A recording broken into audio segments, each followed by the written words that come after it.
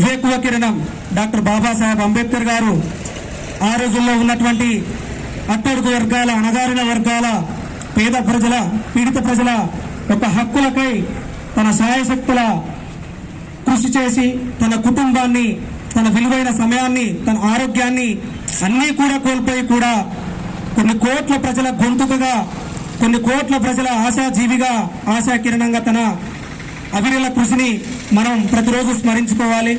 నిజంగా బాబాసాహెబ్ అంబేద్కర్ గారు వర్ధంతి, జయంతి ఇవి గొప్ప సందర్భంగా మనం భావించుకోవాలి.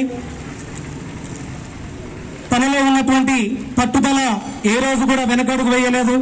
ఎన్నో కుట్రలు, కుతంత్రాలు దిశం చెందిన తను వెనకడుగు వేయకుండా తను నమ్మిన సిద్ధాంతం కోసం, తను అనుకున్న భావజాలం కోసం, పేద ప్రజల కోసం ఆనాడున్నటువంటి రాజ్యాంగ రచన బాధ్యతను 2 సంవత్సరాల 11 నెలల 18 రోజులు దిగ్విజయంగా పూర్తి చేసి సగర్వంగా సమర్పించి ఇన్ని కోట్ల మందికి అనేక రకాల హక్కులు కల్పించారు.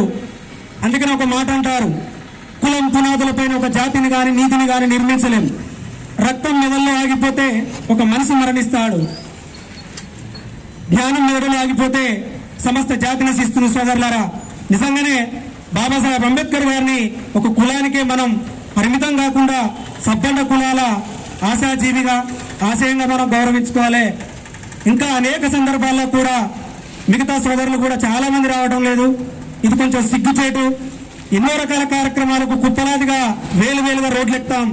మరి మహనీయుడు బాబాసాహెబ్ అంబేద్కర్ కానీ, జ్యోతిరావు పూలే కానీ, సావిత్రిబాయి పూలే కానీ, జగ్జీవన్ రావు కానీ, ఇలాంటి కాంశీరామ్ లాంటి వారి మహనీయుల జయంతులు, వర్ధంతులు, ఇంకా అనేక రకాలైనటువంటి సాంఘికంగా దోహదపడ్డ మహనీయులను స్మరించుకోలేకపోతే నిజంగా మన పుట్టుకకు ఒక అర్థం ఉండదు.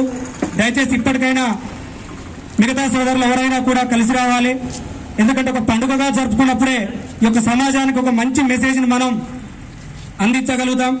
మరి అటువంటి బాబాసాహెబ్ అంబేద్కర్ గారి ఆశయాన్ని నిజంగా కూడా విద్యార్థి నుంచి మొదలుకుంటే రాష్ట్రపతి భవన్ దాకా కూడా ప్రతి ఒక్కరు కూడా స్మరించుకోవాలి. అనే ఆశయాల్లో మన అందరం కూడా భాగస్వాములం కావాలని తెలియజేసుకుంటూ ఈనాటి అవకాశం ఇచ్చిన మిత్రులందరికీ